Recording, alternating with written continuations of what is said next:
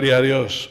El Señor es santo y poderoso, el Señor es perfecto y justo, pero también dice en la Escritura que su misericordia se renueva cada día y su misericordia es para siempre. Aleluya. Gloria al Señor. Bien, pues tenemos un tema muy precioso para el día de hoy. Estuve meditando en el Señor y ya que estuvimos estudiando un poquito de tipología, ¿verdad?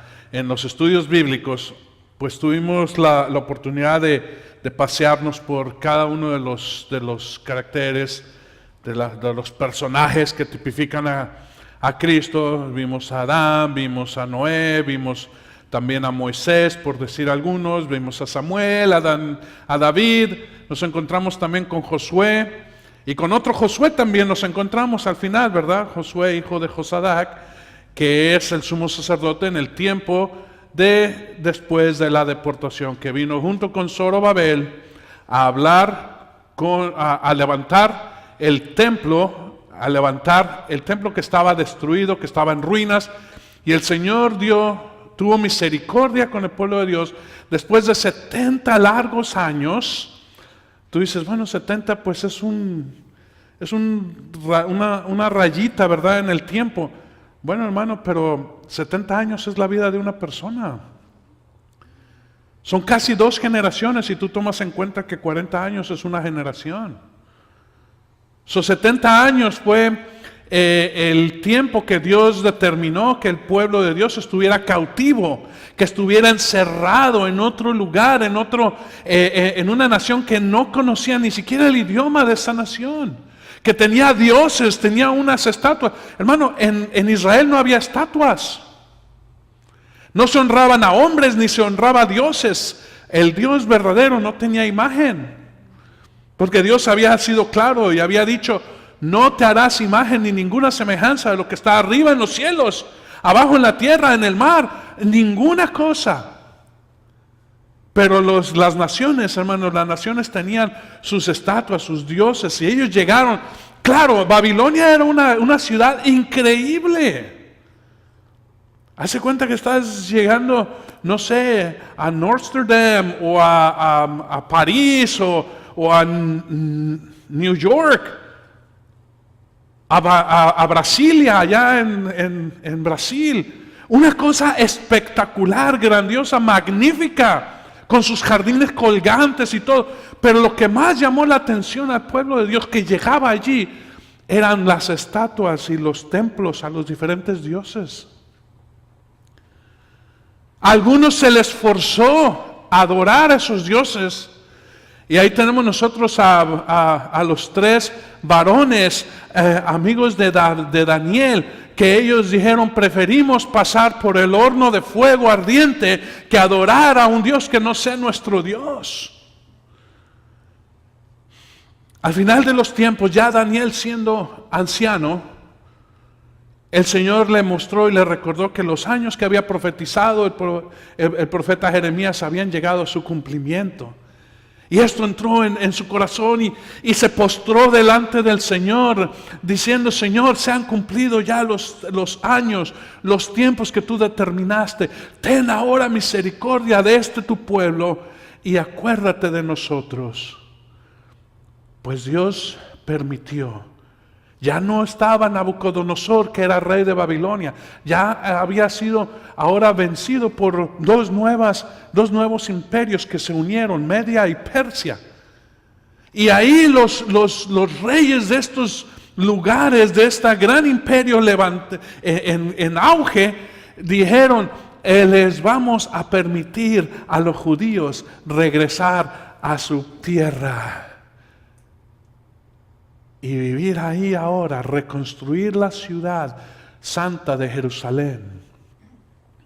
Dios pone esto en los corazones, hermano, y llamó a 2 personas entre todas las demás personas que fueron para allá. Ungió a 2 de ellos, a un príncipe y a un sacerdote. Y eso es lo que vamos a hablar el día de hoy, acerca de Zorobabel, hijo de Salatiel, y vamos a hablar de Josué, hijo de Josadac. Ambos son ungidos delante del Señor.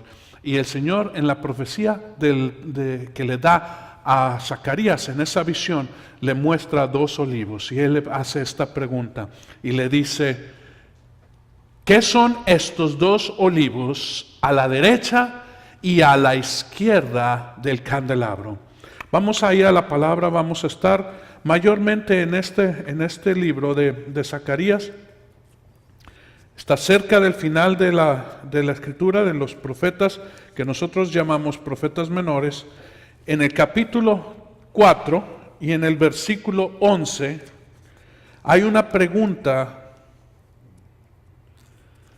del profeta y le dice: entonces hablé y dije, ¿qué son estos 2 olivos a la derecha y a la izquierda del candelabro?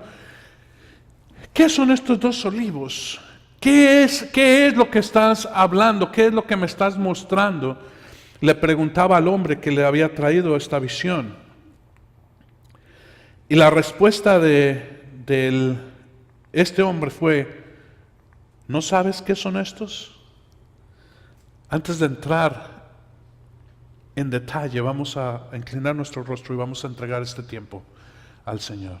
Aprovecho para bendecir a los que nos están oyendo de otros lugares, de otras naciones.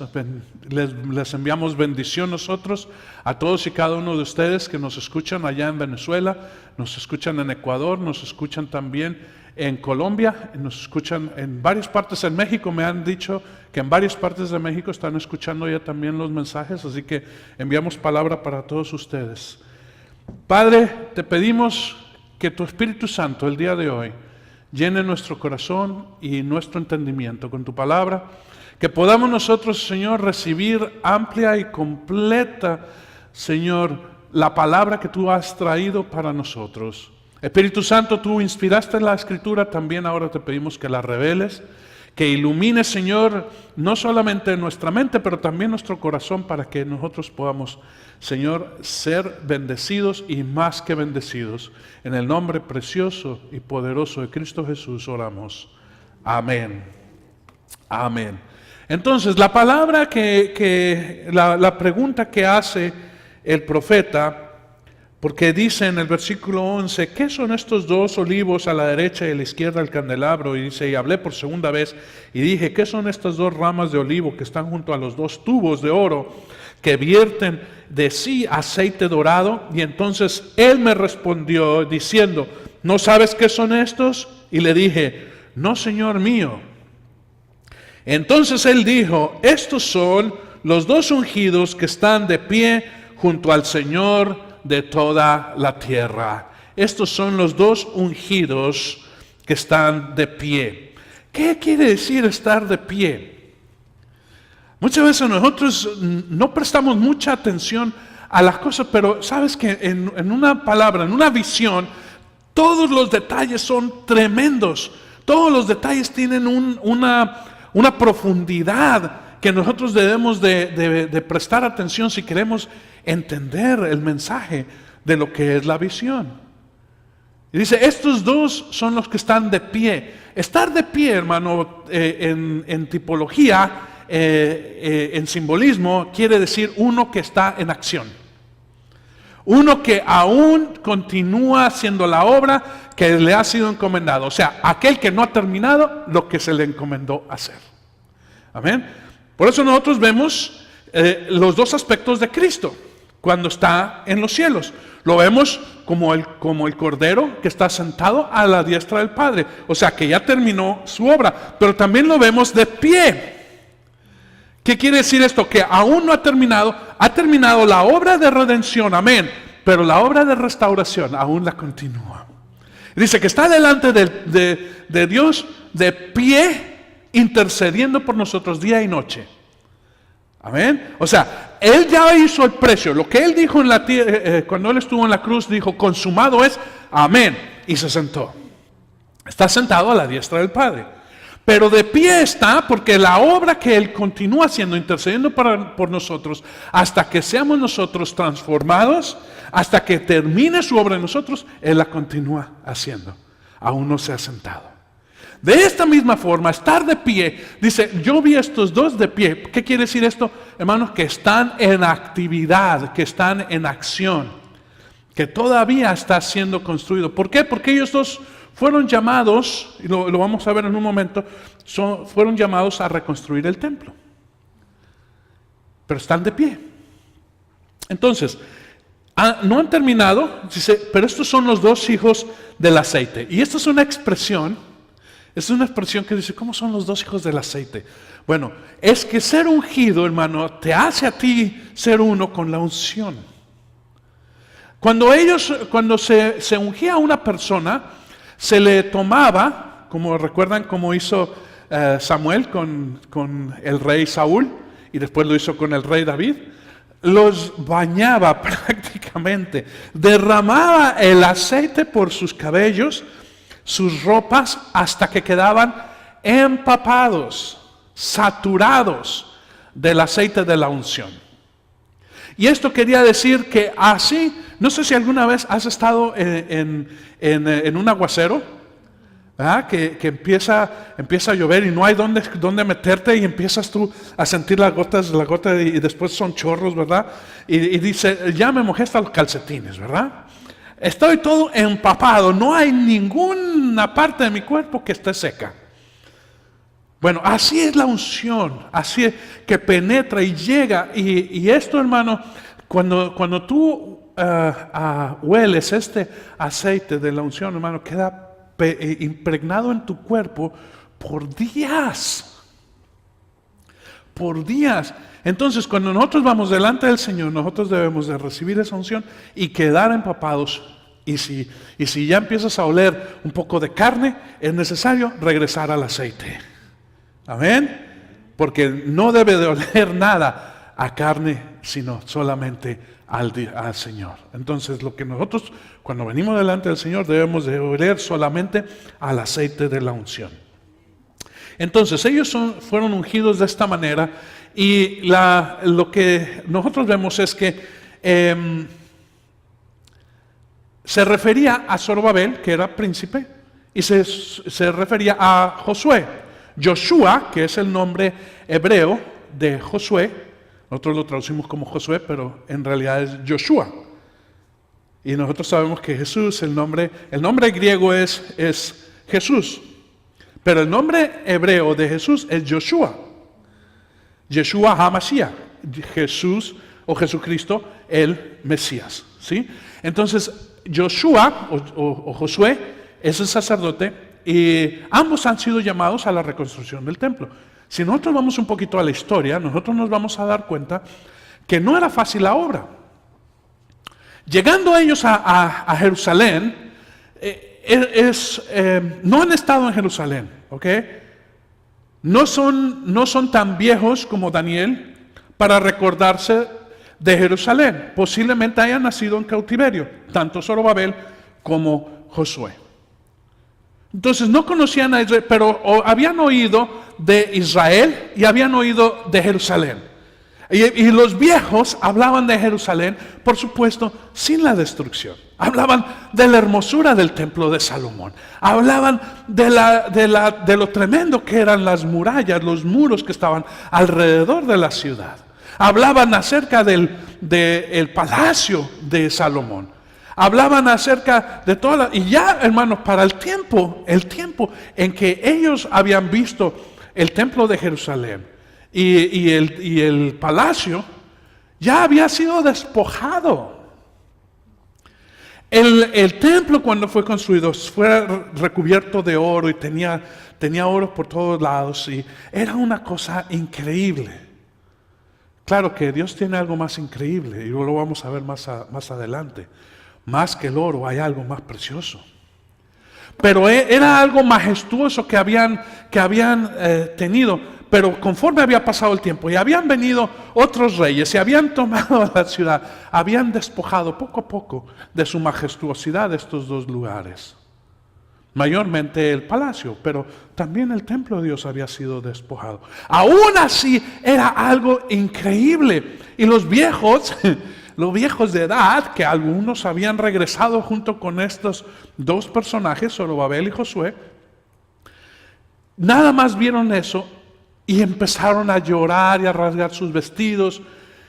Y por supuesto, Zorobabel y Josué y todos los demás sacerdotes que venían con ellos empezaron a lamentarse porque decían, esto que vemos no es lo que nos contaban los viejos. Lo que ellos vieron fueron los muros destruidos, sus puertas quemadas. El templo, hermano, no había nada. Tuvieron que rehacer los cimientos, porque aún los cimientos habían sido despojados. Los cimientos de un lugar en aquellos tiempos, hermano, es algo increíble. Son piedras grandísimas que están bajo tierra, sobre los cuales se asienta el lugar, la construcción que se va a hacer.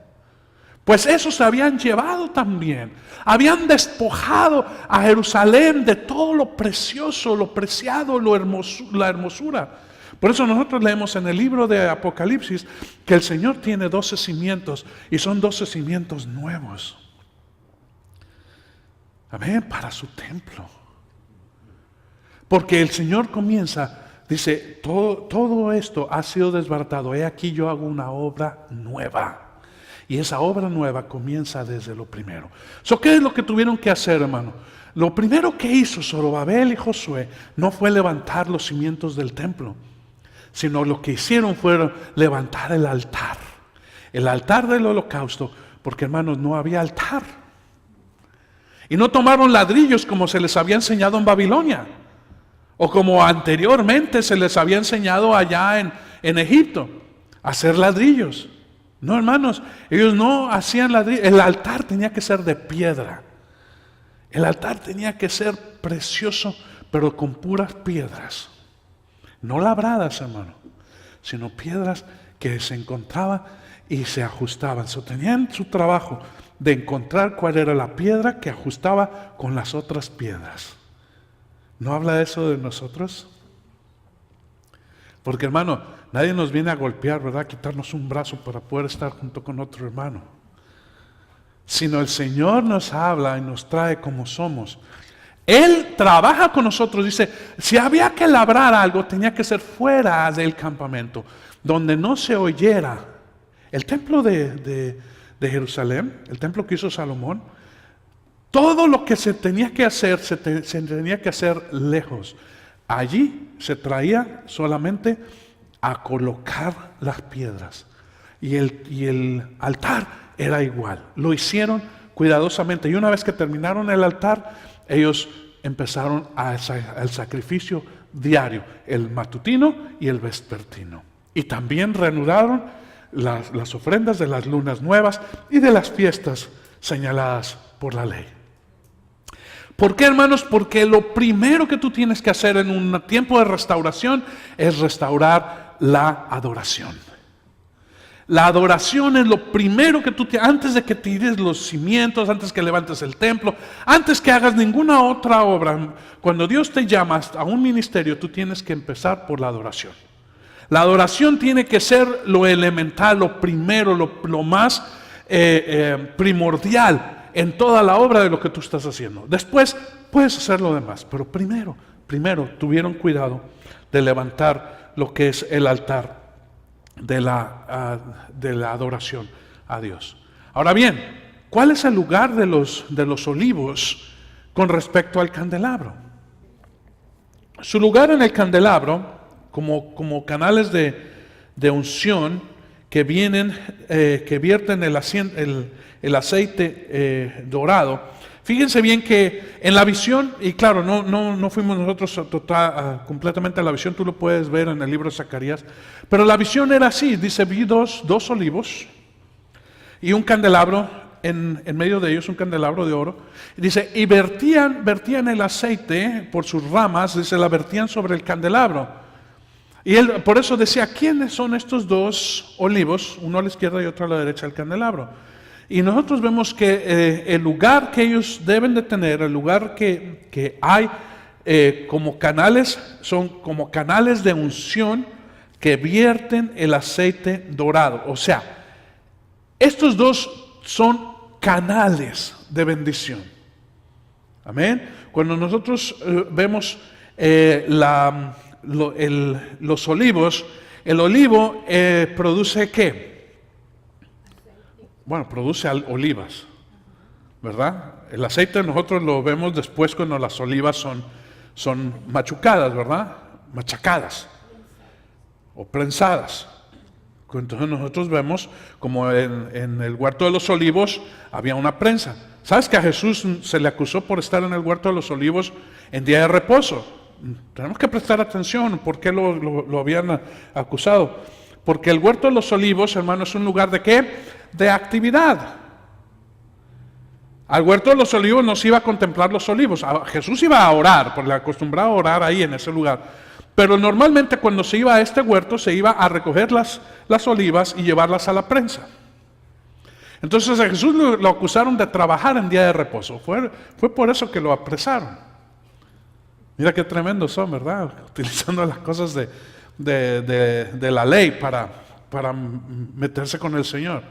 Pero bien, los olivos producen olivas y las olivas son prensadas y entonces producen aceite. Y este aceite es la unción. Entonces el candelabro para poder dar su luz era llenado de este aceite y se prendían sus mechas y entonces producía la luz, o sea, la luz que iluminaba. Y este es el propósito del candelabro. Y tenía que ser siempre lleno. El candelabro es hueco por dentro y se comunican todos sus brazos, los 7 brazos, que en la Escritura habla de los 7 ojos del Señor que están en todos lados y todos lo ven.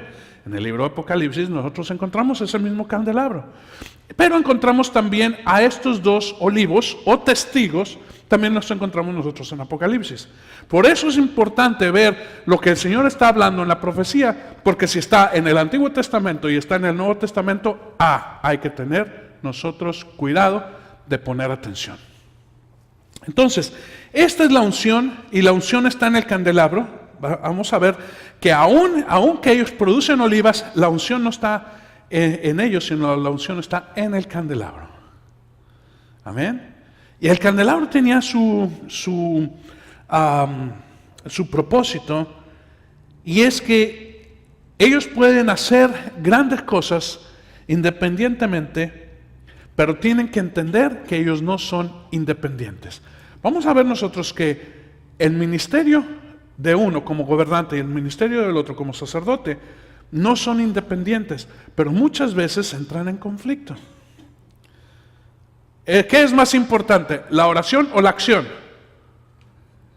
Pues podemos debatir y podemos pasarnos aquí 1 o 2 horas hablando y debatiendo qué es más importante, orar o actuar. Ahora bien, el apóstol Santiago es muy específico y dice: muéstrame tu fe sin obras y yo te voy a mostrar mi fe por las obras que yo hago. Y también es muy específico y dice: las obras, si no tienen acción, son muertas. La fe no tiene ningún valor si es muerta. Y nosotros lo llevamos al mismo punto. Si tú oras, pero no hay acción, entonces el que hace, y vemos a Marta y a María ahí, ¿verdad? Una orando y estando atenta y la otra actuando y estando... ¿Qué era más importante? Pues para Marta era más importante lo que estaba haciendo Marta. Para María, por supuesto, era más importante lo que María estaba haciendo. Pero nosotros nos enfocamos en Marta y en María y no nos damos cuenta que hay un tercer personaje. Y no estoy hablando de Jesús. Lázaro resucitado. Es el tercer personaje en este cuadro. Señor, Señor, ¿qué no le puedes decir a María que se levante y se ponga a actuar conmigo? Dice: Marta, Marta, ella ha escogido la mejor parte, pero hay algo mayor que lo tuyo y lo demás. No lo dice en la Escritura, pero nosotros lo podemos ver porque hay un tercer personaje que está sentado con el Señor. No a los pies y no trabajando, sino disfrutando. Porque ha entendido y ha pasado de muerte a resurrección, de muerte a vida. Y cuando tú entras en esa vida, hermano, ya no hay importancia en qué haces o cómo lo haces, sino en disfrutar al Señor. Porque el Señor amaba a los 3, pero al que resucitó fue a Lázaro. Regresamos entonces acá.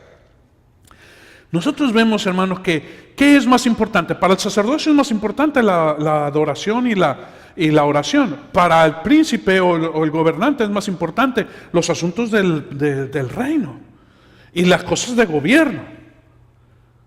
Y claro, dice, sí, es importante lo tuyo, pero es más importante lo mío. Bueno, y este conflicto nosotros lo vemos expresado aún en la iglesia. En estos días nosotros encontramos esto. ¿Por qué? Porque el equipo o el ministerio de oración dice que eso es lo más importante y sin eso lo demás no funciona. Y hasta cierto punto tienen razón, pero también el equipo pastoral y todos los que tienen su ministerio dicen es que si nosotros no hacemos nada y nos pasamos orando, pues no se hace nada. Por tanto, ¿quién tiene razón? Y dice, este conflicto se ha venido vez tras vez y vez tras vez, aún afectando al día de hoy. Por eso tenía que levantarse el renuevo, que va a poner paz entre los dos oficios. Amén. Entonces nosotros vemos ahora, vamos a ir a Zacarías capítulo 6. Y vamos a leer 2 versículos, el 12 y el 13. 6, 12 y 13 dice, y hablé diciendo, así dice el Señor de los ejércitos. No, dice, y háblale diciendo, ¿sí? Háblale diciendo, así dice el Señor de los ejércitos. ¿A quién se lo está diciendo? A Josué, hijo de Josadac. He aquí un hombre cuyo nombre es el renuevo, porque él brotará del lugar donde está y reedificará el templo del Señor. Sí, él reedificará el templo del Señor y llevará gloria y se sentará y gobernará en su consejo de paz. Dice, y habrá consejo de paz entre los dos oficios. ¿Quién va a reconstruir el templo? Ellos estaban cuando viene esta palabra, y nosotros vamos a ver tanto a Zacarías como a Ageo, estos dos profetas, son los que traen palabra de ánimo. Son los que les dice, ve y diles a Zorobabel y dile a Josué que así digo yo estoy con ustedes. Qué tremendo, qué precioso, ¿no? Que cuando Dios te encomienda algo, te dice ve, pero todas las cosas se te vienen encima, porque hermanos, había mucha oposición. No a todos les encantó la idea de reconstruir Jerusalén. Sobre todo nosotros vamos a ver a dos personajes, ¿verdad? A Tobías y a su amigo, ¿verdad? Que estaban allí, a Sanbalat, ¿verdad? Que estaban allí y ¿qué le decían a Nehemías cuando estaba reconstruyendo las murallas? ¿Qué le decían? Dice, si una ardilla, no dice una ardilla, pero si un animalito caminara encima de la muralla, se va a caer, porque no la están haciendo bien. Bueno, en el tiempo de Zorobabel, Nehemías vino después, con Zorobabel y con Josué, vino después Esdras y él trajo que está el sacerdote y también trajo y puso orden y habló acerca de la ley y todo eso. Después vino Nehemías y también trajo una obra muy grande que fue reconstruir los muros en la ciudad. Pero regresando al tiempo en el cual no estamos nosotros hablando, nosotros vamos a ver que la oposición había sido tan grande que habían llevado cartas al rey, a Darío, y le habían dicho, ¿sabes qué? Así están haciendo en Jerusalén, porque ellos se están levantando y están haciendo algo que no está de acuerdo, porque el lugar que había sido destruido ahora ellos lo quieren levantar porque hay rebeldía en ellos, hay rebelión en ellos, y los acusaron. Y entonces Darío, cuando recibió las cartas, para esto pararon la obra, hasta que no respondiera el rey. Y dijo el rey, hagan un poquito de historia, vénganse acá los historiadores, y los sentó a todos.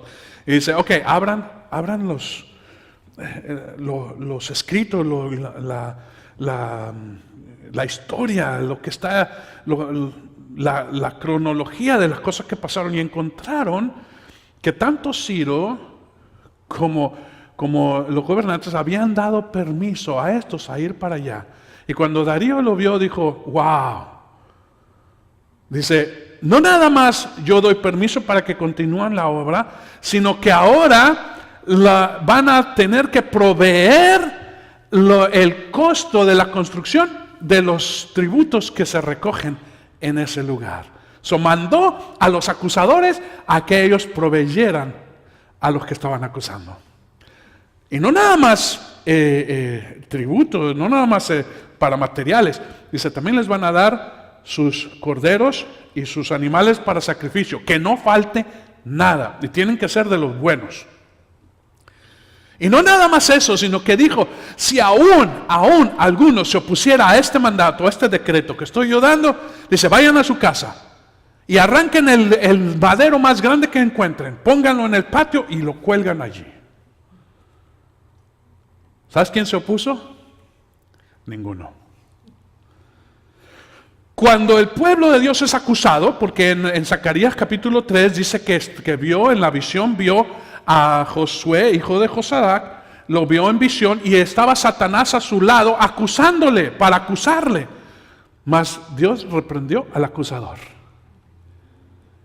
Dios reprende al acusador, hermano, dice que el Señor es nuestro defensor. Abogado tenemos para con Dios en Cristo Jesús. Pero en esa misma visión nosotros vemos a Josué con vestiduras inmundas. Dice, ¿cómo es posible que un sumo sacerdote esté con vestiduras inmundas? Pero esa es la visión que Dios le mostró para enseñarle. Ahora, no muestra a Zorobabel con ropas inmundas, pero viene al cabo lo mismo. Porque Dios tiene que desvestir lo que nosotros decimos que es precioso. Como dice en el libro de Apocalipsis, dice, ¿tú crees que eres rico y te has enriquecido y no tienes necesidad de nada? Más yo te digo que eres pobre, desnudo y ciego.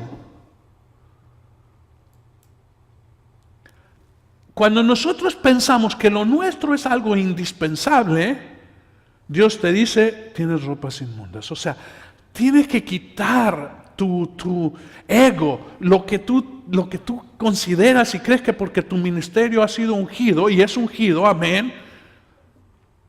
Pero Dios dice, no eres independiente. Si no hay paz entre los dos oficios, entonces, hermano, hay que desvestirse. Y el Señor dice que le vistió con ropas de gala. Entonces, el Señor es el que realmente construye. Y en el libro de Primera de Pedro, vamos ahora nosotros a Primera de Pedro en el Nuevo Testamento.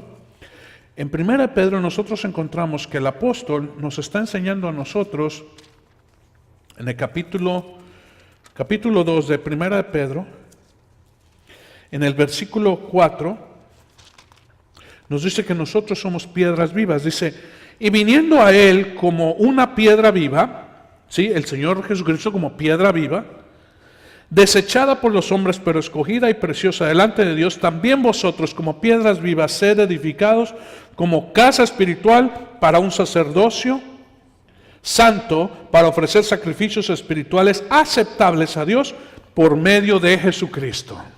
Entonces, hermano, el templo que está haciendo Dios, como yo les había dicho, lo que hizo Salomón es precioso y es increíble. Y después de que Zorobabel y Josué hicieron o levantaron el templo, que era, pues, no con tanta suntuosidad, porque ya no había tanto oro y tantos materiales. Estaban gozosos porque había templo, pero pues no era el templo que había hecho Salomón. Pasado el tiempo, vino un hombre en la historia, cerca del tiempo de Jesús, llamado Herodes. Herodes, hermano, era un loco, era un rey un tanto excéntrico, bueno, yo diría un mucho excéntrico, que estaba preocupado por el qué dirán, lo cual le convino al pueblo judío. Porque para congraciarse con los judíos, él no siendo judío, levantó el templo. El templito ese que habían hecho, que estaban bien gozosos porque tenían templo, dice, no nada más lo amplió, pero lo hermoseó, lo puso algo increíble, de tal manera que cuando venían caminando con Jesús le dijeron, Señor, ¿no has visto qué tremendo templo tenemos? Y Jesús no se dejó sorprender. Bueno, es el dueño de todo. No se dejó sorprender por eso, sino digo, derrumben este templo y en 3 días lo levantaré. Porque él estaba hablando de algo que es verdadero y ¿quieres ver un templo realmente glorioso y gozoso? Vete ahí al libro de Ezequiel y tú vas a ver un gran templo. Pero hermanos, el templo que el Señor está hablando es un templo de piedras vivas, donde tú y yo estamos, donde nosotros somos parte de ese templo. ¿Y para qué? ¿Cuál es el propósito del templo si no es que esté la presencia de Dios en ese lugar? Y nosotros somos templo de Dios, templo del Espíritu Santo, donde Él habita y se mueve. Amén. Entonces, hay tres cosas aquí. Nosotros vamos a ver que la acción que representa a Zorobabel es la fe. La oración que está dado por Josué es la esperanza. Entonces nosotros tenemos fe por un lado, fe con acción, y verdad, y oración, que es la esperanza, pero estas dos son temporales. Y el apóstol Pablo, en 1 Corintios, no lo van a buscar porque no está aquí en pantalla, pero en 1 Corintios capítulo 13, dice que ahora permanece lo que es en parte, pero cuando venga lo perfecto, lo que es en parte se va a acabar. Entonces ahora permanecen la fe, la esperanza y el amor, pero en realidad el mayor de estos es el amor. Entonces por un lado tenemos nosotros la fe y por el otro lado tenemos la esperanza. En Zorobabel la acción y la fe. En Josué tenemos nosotros la esperanza, la oración, la adoración. Pero estas dos no son nada si no hay amor. Por eso es bien específico el apóstol diciendo, tú puedes dar tu cuerpo al fuego, tú puedes hacer todas las cosas y será solamente como un címbalo que hace ruido y ruido nada más. Dice, porque si no hay amor, de nada sirve. Y eso es lo que está hablando. El ministerio, y esto hermanos, estamos hablando nosotros de dos ungidos, o sea, de lo que nosotros vemos continuamente, pero si el Señor Jesucristo no es el ministro, si el Señor Jesucristo no es el amor que está allí, estos dos van a actuar independientemente y no va a haber paz entre los dos oficios. La paz es ese amor que el Señor está hablando, es el candelero, por eso está el candelabro, por eso están los dos olivos y está el candelabro en medio. Fe, esperanza y amor. Nosotros vamos a ver vez tras vez, que esto se repite a través de toda la Escritura. Si nosotros no tenemos esa parte esencial que es el amor, nosotros no vamos a tener ninguna victoria ni en uno ni en el otro. Van a tener sus victorias, van a tener sus logros, pero si no están unidos y funcionan al unísono, de nada sirve. Hablamos nosotros de 5 ministerios y es una cosa que está un poquito, bueno, en parte está bien, pero en parte está incorrecta, porque no son 5 ministerios, sino el ministerio de Jesucristo mostrado en 5 oficios. Amén. Es como, por eso dice, ¿qué es más importante, el dedo gordo, el pulgar o el índice? O el dedo pequeño. Todos son importantes. Porque yo, si quito uno, yo no puedo coger el vaso de agua. O lo voy a coger mal. Pero para que tenga un poder, tiene que estar unido. Hermano, ¿y quién gobierna estos 5 dedos? La voluntad, la cabeza. Si no, cada quien estuviera por su lado.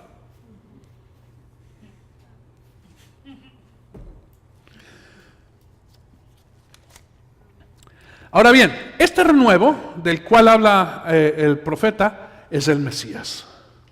El renuevo es el Mesías. ¿Y por qué es el Mesías, hermano?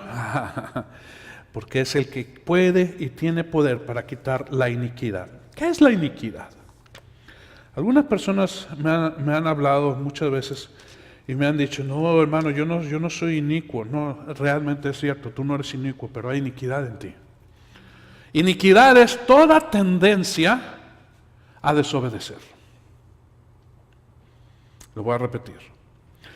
Toda tendencia a desobedecer es iniquidad. Por eso dicen algunos, bueno, hermano, yo ya hice mi confesión de fe, me he bautizado en agua y en Espíritu Santo, y como quiera yo encuentro que hay pecado en mi vida. ¿Por qué? ¿Cómo es esto posible? Bueno, porque en ti hay todavía tendencia al mal. En ti todavía hay ese deseo de Eva de ir y tomar el fruto prohibido. Aún en nosotros, hermano, teniendo ya el árbol de la vida que está delante de nosotros aún tendemos a ir a buscar pues lo que acostumbrábamos tomar, hermano. Tenía que haber vida de alguna forma. Y si no había vida por el árbol de la vida, Pues el árbol del conocimiento del bien y del mal tuvo que dar su vida. Y es una vida que realmente no es una vida, pero es con lo que podemos funcionar, con lo que podemos actuar. Pero si realmente quieres algo tremendo, tiene que ser la vida eterna. Y la condición es muy sencilla. Toma de uno o toma del otro. Y hemos tomado el árbol de la vida y gloria a Dios. Pero hay tendencia a tomar también de vez en cuando de la manzanita roja. O el mango, no sé qué les gusta a ustedes. Todavía hay quienes dicen que no era manzana. Bueno, quizás era una pera o quizás era algo así, pero manzana roja es algo de lo más vistoso y más deseable y más, ¿verdad? Sobre todo cuando esas manzanas grandotas así, dulces, ¿verdad? Que tienen ahí hasta volcancitos arriba, ¿verdad? No están nada más redondas, sino están así como, esa es como la manzana de Blancanieves, ¿verdad? La que le dieron ahí. Pues cómo no iba a comer la manzana si estaba tan deliciosa, tan rica. Bueno, es una alegoría de Adán y Eva, no sé si se han fijado, pero bien. Hay tendencia a desobedecer y nosotros peleamos y peleamos y peleamos. Pero dice en la Escritura, y vamos a verlo allí, regresando a Zacarías capítulo 3, en el versículos 8 y 9 dice: ahora escucha, Josué, sumo sacerdote, tú y tus compañeros que se sientan ante ti, que son hombres de presagio. Pues he aquí yo voy a traer a mi siervo, el renuevo. Porque he aquí la piedra que he puesto delante de Josué, sobre esta única piedra hay 7 ojos. ¿Recuerdan el candelabro? ¿Con 7 brazos? Ok. He aquí yo grabaré una inscripción en ella, declara el Señor de los ejércitos, y quitaré la iniquidad de esta tierra en un solo día. En aquel día, declara el Señor de los ejércitos, convidaréis a cada uno a su prójimo debajo de su parra y debajo de su higuera. En un solo día, hermano, es en el día del Señor, el día que está hablando también los profetas, diciendo el gran día terrible del Señor viene. Bueno, ese día es en el día en el que, hermano, nuestra carne va a ser desbaratada. Nuestra iniquidad va a ser quitada y seremos transformados. Y no habrá más iniquidad en nosotros. Pero dice, hermanos, yo no soy inicuo. Es verdad, no eres inicuo. No te estoy diciendo que tú eres inicuo. Pero hay iniquidad. El apóstol Pablo mismo decía: Señor, yo por más que hago, dice, lo que yo quiero hacer no lo hago. Y lo que no quiero hacer, eso hago. Hay un conflicto en mí y es una lucha tremenda día a día. Yo sé y corro, dice, no pretendo haberlo alcanzado ya, pero corro a la meta, prosigo a la meta, a alcanzar el supremo galardón, el premio grande que está preparado para aquellos que alcanzan, que vencen, que toman en serio la carrera que están corriendo. Dice, pero eso no quita que haya cansancio. Todo atleta se cansa. Aunque haya entrenado y entrenado y entrenado. Claro que unos se cansan más rápido que otros. Pero todos se cansan. Pero en el Señor dice, está bien claro, recuerdan la profecía: caminarás y no te cansarás, correrás y no te fatigarás. ¿Verdad? Qué tremendo. Ese es el deseo de todo atleta, que pueda correr sin fatigarse. Y correr. Estaba viendo yo en uno de los reportajes que había una mujer indígena, una mujer humilde en México, que ella se entrena corriendo en la sierra y descalza. Ella ha corrido en los maratones olímpicos. Dice, es que es mi deseo, dice, con sus enaguas, porque no trae su chorcito esos de Adidas y su camisetita, ¿verdad? Y sus lentes acá para el sol.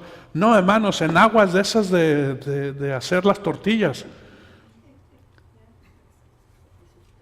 Y sí, su pelo trenzado, no ahí amarradito así bonito. No, hermanos, así.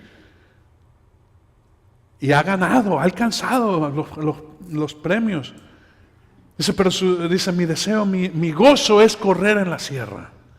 Dice, correr en un maratón, Es bueno, pero yo ya tengo mi entrenamiento. Dice, pero ese es mi gozo. Correr y no cansarte, no fatigarte. Caminar y no cansarte. Amén. Y eso es lo que el Señor tiene para nosotros. Que podamos nosotros venir y ser enfrentados con el pecado, y el pecado hacerlo como el aceite con el agua. No tiene nada que ver conmigo. No hay nada que pueda hacer en contra mía. ¿Por qué? Porque yo soy ungido. No nada más ungido, pero he sido ya probado y pasado. Ahora bien, nosotros vamos a ver esto, ¿sí? Que estos dos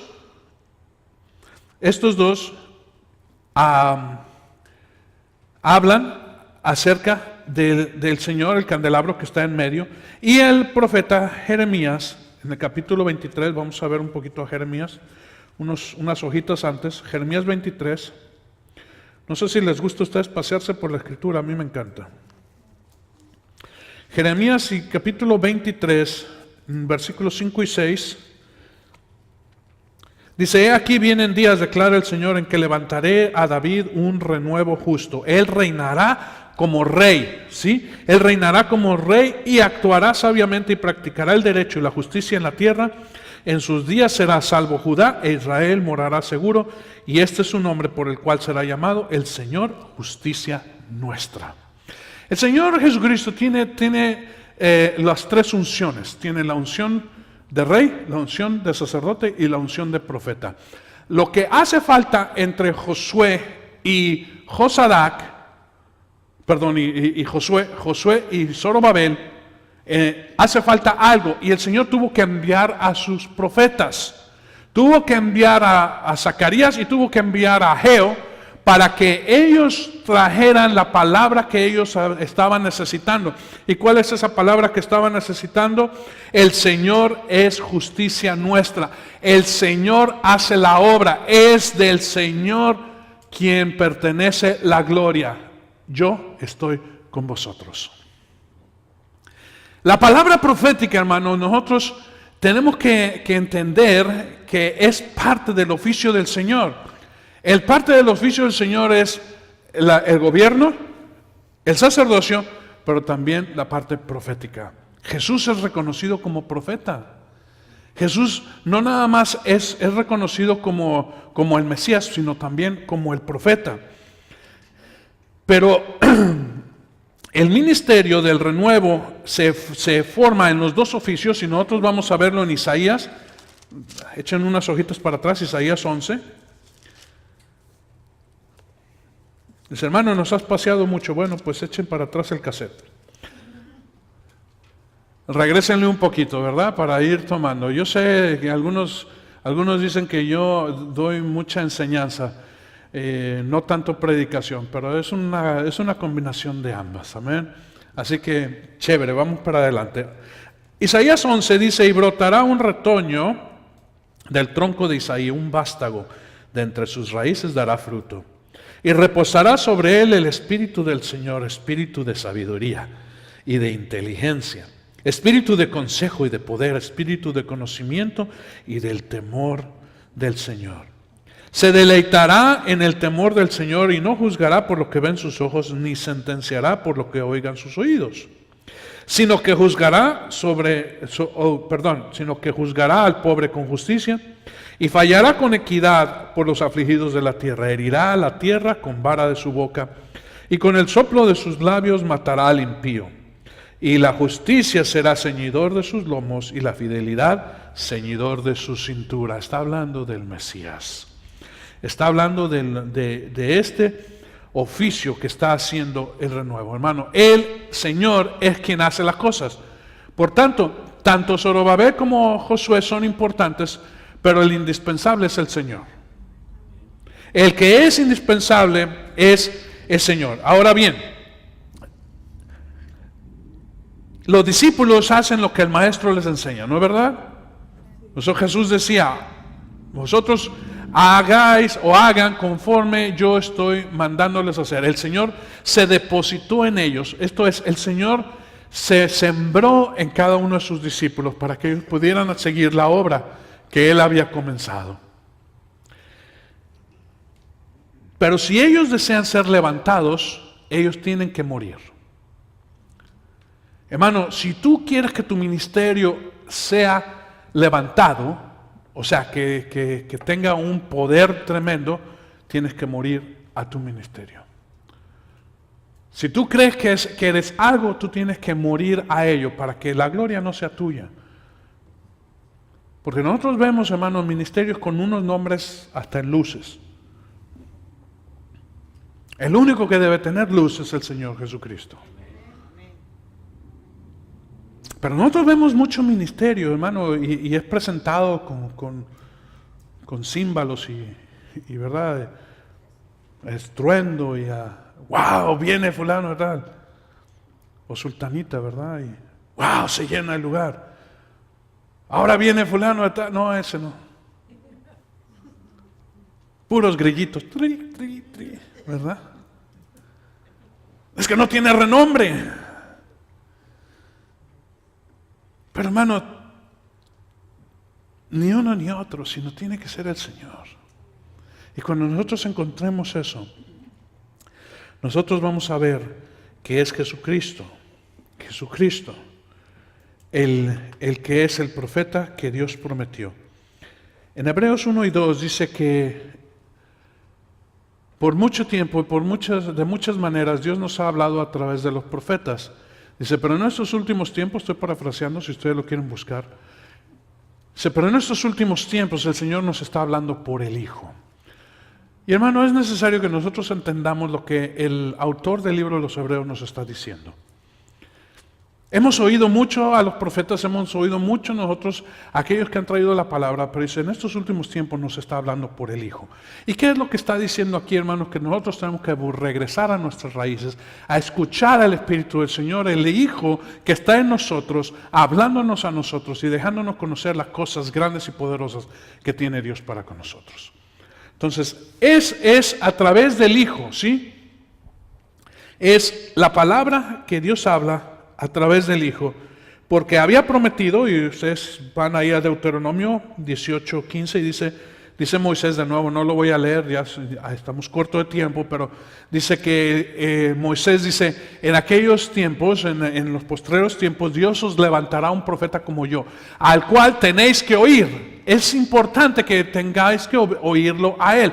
Y está hablando de un profeta. Por eso es importante que entendamos nosotros que la palabra profética tiene que tener una importancia indiscutible en nuestra vida. Tenemos nosotros nuestro tiempo de servir y tenemos nuestro tiempo de orar, pero es necesario el tiempo de comunión, el tiempo de oír a Dios.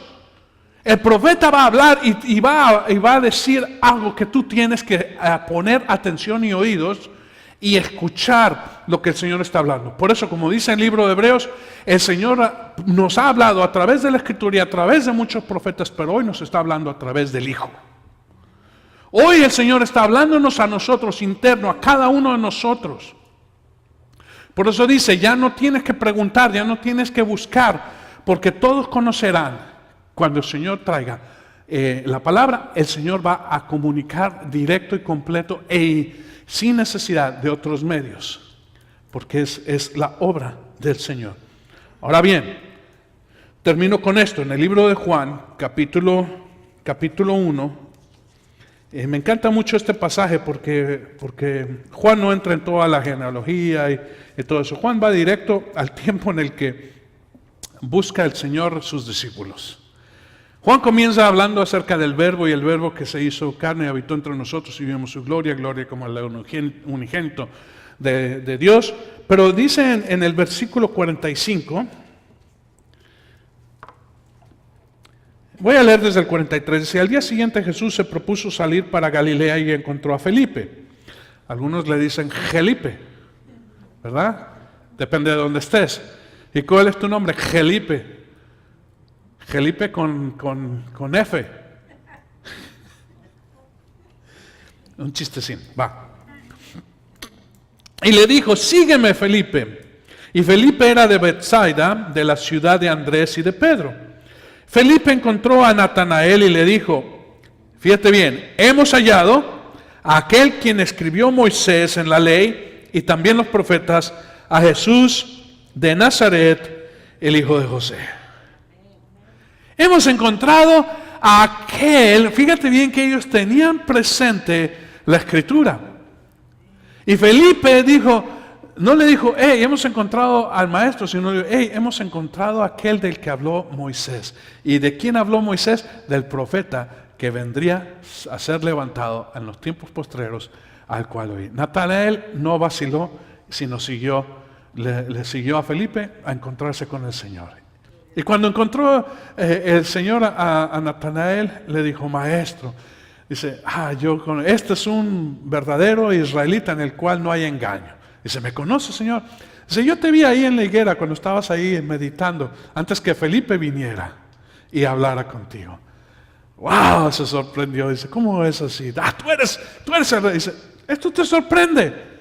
Aún cosas mayores vendrás y verás a los ángeles subiendo y bajando en la presencia del Señor.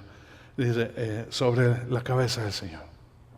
Hemos hallado al Mesías, hemos hallado al Maestro. Vamos a ponernos en pie. Jesucristo, hermano, está en medio nuestro. Siempre ha estado en medio nuestro. El Señor Jesucristo está con nosotros. Pero, hermano, tenemos que descubrirle de nuevo. No sé en cuál de los dos olivos tú te encuentras. O si es un poco parte de uno y parte del otro. No sé qué ministerio el Señor te ha llamado, pero sabes que no hay ningún conflicto en ello. Porque tiene que entrar esto en una paz. Los que no oran tienen que orar. Y los que no hacen tienen que hacer. Amén. Por tanto, no es tan importante lo uno o lo otro, sino el Señor, quien unge. Aún ha recibido la unción, pero la unción la toman de nuevo ellos. Es algo que es un ciclo. Ahora está la fe y la esperanza, pero está el amor. Pero el mayor de ellos, que es indiscutiblemente lo más importante, permanece para siempre. Así que lo que es en parte, se acabará. Por eso tuvieron que morir. En el libro de Apocalipsis nosotros encontramos a los dos testigos y dice que tendrán poder en su boca aún para cerrar los cielos y evitar que caiga agua y vemos grandes prodigios, dice, y de su boca saldrá fuego. Dice, pero después de un tiempo, dice, vendrá la bestia que sube del abismo y los vencerá y los matará. Y estarán en esa plaza por 3 días y medio. Pero al final de los 3 días y medio, dice, será el Espíritu de Dios que estaba en ellos, los levantará. Y no nada más se van a levantar, sino que van a ser llevados a la presencia del Señor.